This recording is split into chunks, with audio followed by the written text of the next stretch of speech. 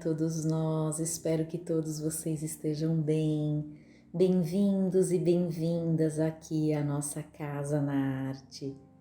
Agora são 6h06 e temos hoje mais uma leitura do livro do Pequeno Príncipe de Antoine de Saint-Exupéry. Estamos já na quarta parte, na quarta leitura do livro.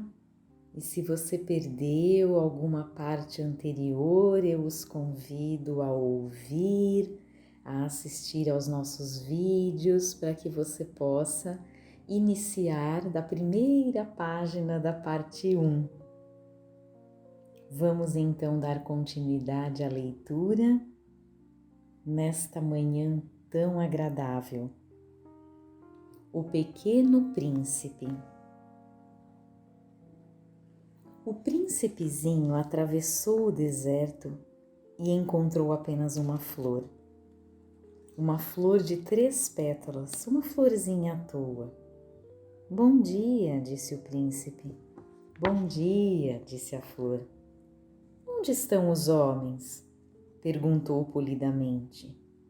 A flor um dia vira passar uma caravana. Os homens? Eu creio que existem 6 ou 7. Vi-os há muitos anos, mas não se pode nunca saber onde se encontram. O vento os leva, eles não têm raízes, eles não gostam das raízes. Adeus, disse o príncipezinho. Adeus, disse a flor. O príncipezinho escalou uma grande montanha. As únicas montanhas que conhecera eram os 3 vulcões que lhe davam pelo joelho. O vulcão extinto servia-lhe de tamborete. De montanha tão alta, pensava ele, verei todo o planeta e todos os homens. Mas só viu agulhas de pedra pontudas. Bom dia, disse ele inteiramente ao léu. Bom dia, bom dia, bom dia, respondeu o eco. Quem és tu? Perguntou o príncipezinho. Quem és tu? Quem és tu? Quem és tu? Respondeu o eco. Sede meus amigos, eu estou só, disse ele. Estou só, estou só, estou só, respondeu o eco. Que planeta engraçado, pensou então. É todo seco, pontudo e salgado. E os homens não têm imaginação. Repetem o que a gente diz. No meu planeta eu tinha uma flor. E era sempre ela que falava primeiro. Mas aconteceu que o príncipezinho, tendo andado muito tempo pelas areias, pelas rochas e pela neve, descobriu enfim uma estrada. E as estradas vão todas na direção dos homens. Bom dia, disse ele. Era um jardim cheio de rosas. Bom dia, disseram as rosas. O príncipezinho contemplou-as, eram todas iguais à sua flor. Quem sois? Perguntou ele estupefato. Somos rosas, disseram as rosas. Ah! Exclamou o príncipezinho. E ele sentiu-se extremamente infeliz. Sua flor lhe havia contado que ela era a única de sua espécie em todo o universo, e eis que havia 5.000 iguaizinhas num só jardim. Ela haveria de ficar bem vermelha, pensou ele, se visse isto. Começaria a tossir, fingiria morrer para escapar ao ridículo. E eu então teria que fingir que cuidava dela, porque senão, só para me humilhar, ela era bem capaz de morrer de verdade. Depois refletiu ainda. Eu me julgava rico de uma flor sem igual, e é apenas uma rosa comum que eu possuo. Uma rosa e 3 vulcões que me dão pelo joelho, um dos quais extinto para sempre. Isso não faz de mim um príncipe muito grande. E deitado na relva, ele chorou. E foi então que apareceu a raposa. Bom dia, disse a raposa. Bom dia, respondeu polidamente o príncipezinho, que se voltou, mas não viu nada. Eu estou aqui, disse a voz, debaixo da macieira. Quem és tu? Perguntou o príncipezinho. Tu és bem bonita. Sou uma raposa, disse a raposa. Vem brincar comigo, propôs o príncipezinho. Estou tão triste. Eu não posso brincar contigo, disse a raposa. Não me cativaram ainda. Ah, desculpa, disse o príncipezinho. Após uma reflexão, acrescentou: que quer dizer cativar? Tu não és daqui, disse a raposa. Que procuras? Procuro os homens, disse o príncipezinho. Que quer dizer cativar? Os homens, disse a raposa, têm fuzis e caçam. É bem incômodo. Criam galinhas também. É a única coisa interessante que eles fazem. Tu procuras galinhas? Não, disse o príncipezinho. Eu procuro amigos. Que quer dizer cativar? É uma coisa muito esquecida, disse a raposa. Significa criar laços. Criar laços? Exatamente, disse a raposa. Tu não és ainda para mim, senão um garoto inteiramente igual a 100.000 outros garotos. E eu não tenho necessidade de ti. E tu não tens também necessidade de mim. Não passo a teus olhos de uma raposa igual a 100.000 outras raposas. Mas, se tu me cativas, nós teremos necessidade um do outro. Serás para mim único no mundo, e eu serei para ti única no mundo. Começo a compreender, disse o príncipezinho. Existe uma flor, eu creio que ela me cativou. É possível, disse a raposa. Vê-se tanta coisa na terra. Oh, não foi na terra, disse o príncipezinho. A raposa pareceu intrigada. Num outro planeta? Sim. Há caçadores nesse planeta? Não. Que bom. E galinhas? Também não. Nada é perfeito, suspirou a raposa. Mas a raposa voltou à sua ideia. Minha vida é monótona. Eu caço as galinhas e os homens me caçam. Todas as galinhas se parecem e todos os homens se parecem também. E por isso eu me aborreço um pouco. Mas se tu me cativas, minha vida será como que cheia de sol. Conhecerei um barulho de passos que será diferente dos outros. Os outros passos me fazem entrar debaixo da terra. O teu me chamará para fora da toca como se fosse música. E depois, olha, vês lá longe os campos de trigo? Eu não como pão. O trigo para mim é inútil. Os campos de trigo não me lembram coisa alguma, e isso é triste.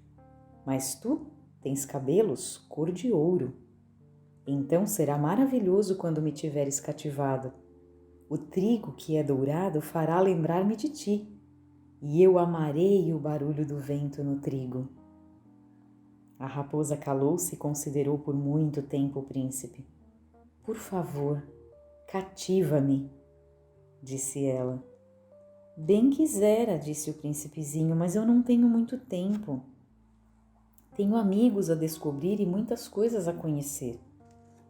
A gente só conhece bem as coisas que cativou, disse a raposa. Os homens não têm mais tempo de conhecer coisa alguma. Compram tudo prontinho nas lojas. Mas como não existem lojas de amigos, os homens não têm mais amigos. Se tu queres um amigo, cativa-me. Que é preciso fazer? Perguntou o príncipezinho. É preciso ser paciente, respondeu a raposa. Tu te sentarás primeiro um pouco longe de mim, assim, na relva. Eu te olharei com o canto do olho e tu não dirás nada. A linguagem é uma fonte de mal-entendidos, mas cada dia te sentarás mais perto. No dia seguinte, o príncipezinho voltou. Teria sido melhor voltares à mesma hora, disse a raposa. Se tu vens, por exemplo, às 4 da tarde, desde as 3 eu começarei a ser feliz. Quanto mais a hora for chegando, mais eu me sentirei feliz. Às 4 horas, então, estarei inquieta e agitada. Descobrirei o preço da felicidade. Mas se tu vens a qualquer momento, nunca saberei a hora de preparar o coração. É preciso ritos. Que é um rito? Perguntou o príncipezinho. É uma coisa muito esquecida também, disse a raposa. É o que faz com que um dia seja diferente dos outros dias, uma hora das outras horas. Os meus caçadores, por exemplo, possuem um rito. Dançam na quinta-feira com as moças da aldeia. A quinta-feira, então, é o dia maravilhoso. Vou passear até a vinha. Se os caçadores dançassem qualquer dia, os dias seriam todos iguais e eu não teria férias. Assim o príncipezinho cativou a raposa. Mas quando chegou a hora da partida, a raposa disse: "Ah, eu vou chorar." "A culpa é tua", disse o príncipezinho. "Eu não te queria fazer mal, mas tu quiseste que eu te cativasse." "Quis", disse a raposa. "Mas tu vais chorar", disse o príncipezinho. "Vou", disse a raposa. "Então não sais lucrando nada." "Eu lucro", disse a raposa, "por causa da cor do trigo." Depois ela acrescentou: "Vai rever as rosas. Tu compreenderás que a tua é a única no mundo. Tu voltarás para me dizer adeus e eu te farei presente de um segredo." Foi o príncipezinho rever as rosas. "Vós não sois absolutamente iguais à minha rosa, vós não sois nada ainda. Ninguém ainda vos cativou, nem cativastes a ninguém. Sois como era a minha raposa. Era uma raposa igual a 100.000 outras, mas eu fiz dela um amigo. Ela é agora única no mundo." E as rosas estavam desapontadas. "Sois belas, mas vazias", disse ele ainda. "Não se pode morrer por vós. Minha rosa, sem dúvida, um transeunte qualquer pensaria que se parece convosco. Ela sozinha é, porém, mais importante que vós todas, pois foi a ela que eu reguei, foi a ela que pus sob a redoma, foi a ela que abriguei com o paravento, foi dela que eu matei as larvas, exceto 2 ou 3 por causa das borboletas. Foi a ela que eu escutei queixar-se ou gabar-se ou mesmo calar-se algumas vezes. É a minha rosa." E voltou então a raposa. "Adeus", disse ele. "Adeus", disse a raposa. "Eis o meu segredo. É muito simples. Só se vê bem com o coração. O essencial é invisível para os olhos." "O essencial é invisível para os olhos", repetiu o príncipezinho a fim de se lembrar. "Foi o tempo que perdeste com tua rosa que fez tua rosa tão importante." "Foi o tempo que eu perdi com a minha rosa", repetiu o príncipezinho a fim de se lembrar. "Os homens esqueceram essa verdade", disse a raposa, "mas tu não a deves esquecer. Tu te tornas eternamente responsável por aquilo que cativas. Tu és responsável pela rosa." "Eu sou responsável pela minha rosa", repetiu o príncipezinho a fim de se lembrar.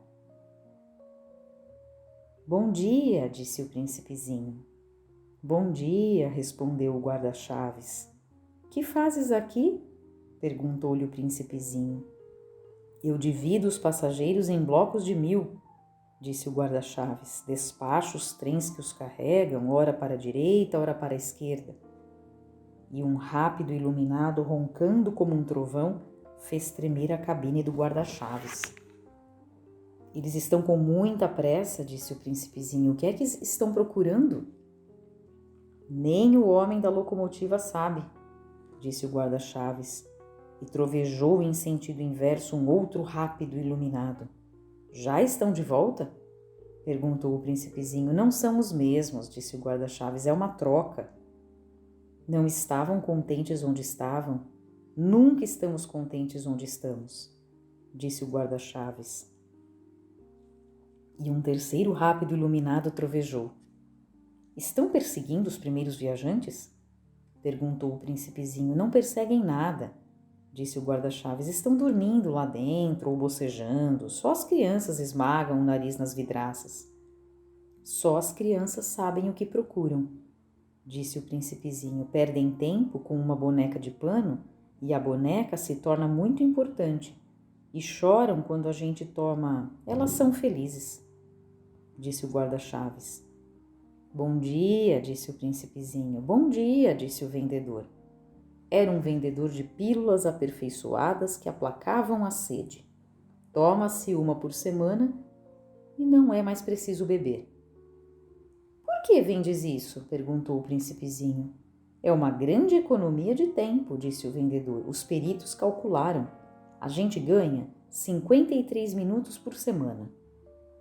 E que se faz então com os 53 minutos? O que a gente quiser. Eu, pensou o príncipezinho, se tivesse 53 minutos para gastar, iria caminhando passo a passo, mãos no bolso, na direção de uma fonte. Estávamos no 8º dia de minha pane, justamente quando bebi a última gota da minha provisão de água, foi que ouvi a história do vendedor. Ah, disse eu ao príncipezinho, são bem bonitas as tuas lembranças, mas eu não consertei ainda meu avião. Não tenho mais nada para beber e eu seria feliz, eu também, se pudesse ir caminhando passo a passo, mãos no bolso na direção de uma fonte. Minha amiga raposa me disse, meu caro, não se trata mais de raposa. Por quê? Porque vamos morrer de sede. Ele não compreendeu o meu raciocínio e respondeu, é bom ter tido um amigo, mesmo se a gente vai morrer. Eu estou muito contente de ter tido a raposa por amiga. Não avalie o perigo, disse eu. Não tem nunca fome ou sede. Um raio de sol lhe basta. Mas ele me olhou e respondeu ao que eu pensava. Tenho sede também. Procuremos um poço. Eu fiz um gesto de desânimo. É absurdo procurar um poço ao acaso na imensidão do deserto. No entanto, pusemo-nos a caminho. Já tínhamos andado horas em silêncio quando a noite caiu e as estrelas começaram a brilhar. Eu as via como em sonho, porque tinha um pouco de febre por causa da sede. As palavras do príncipezinho dançavam-me na memória. Tu tens sede também? Perguntei-lhe. Mas não respondeu à minha pergunta, disse apenas, a água pode ser boa para o coração. Não compreendi sua resposta e calei-me. Eu bem sabia que não adiantava interrogá-lo. Ele estava cansado, sentou-se, sentei-me junto dele e após um silêncio disse ainda, as estrelas são belas por causa de uma flor que não se vê. Eu respondi, é mesmo, e fitei sem falar a ondulação da areia enluarada. O deserto é belo, acrescentou, e era verdade. Eu sempre amei o deserto. A gente se senta numa duna de areia, não se vê nada, não se escuta nada, e no entanto, no silêncio, alguma coisa irradia. O que torna belo o deserto, disse o príncipezinho, é que ele esconde um poço em algum lugar. Fiquei surpreso por compreender de súbito essa misteriosa irradiação da areia. Quando eu era pequeno, habitava uma casa antiga e diziam as lendas que ali fora enterrado um tesouro. Ninguém, é claro, o conseguira descobrir, nem talvez mesmo o procurou, mas ele encantava a casa toda. Minha casa escondia um tesouro no fundo do coração. Quer se trate da casa, das estrelas ou do deserto, disse eu ao príncipezinho, o que faz a sua beleza é invisível. Estou contente, disse ele, que estejas de acordo com a raposa. Como o príncipezinho adormecesse, tomei-o nos braços e prossegui a caminhada. Eu estava comovido. Tinha a impressão de carregar um frágil tesouro. Parecia-me mesmo não haver na terra nada mais frágil. Considerava à luz da lua a fronte pálida, os olhos fechados, as mechas de cabelo que tremiam ao vento. E eu pensava, o que eu vejo não é mais que uma casca. O mais importante é invisível. Como seus lábios entreabertos esboçassem um sorriso, pensei ainda: o que tanto me comove nesse príncipe adormecido é sua fidelidade a uma flor. É a imagem de uma rosa que brilha nele como a chama de uma lâmpada, mesmo quando dorme. Eu o pressenti então mais frágil ainda. É preciso proteger as lâmpadas com cuidado. Um sopro as pode apagar. E caminhando assim, eu descobri o poço. O dia estava raiando. Espero que tenham gostado de mais esta parte do livro O Pequeno Príncipe que acabamos de ler juntos. E amanhã terminaremos esta história tão linda. Eu os espero aqui sem falta. Um grande abraço a cada um e até lá!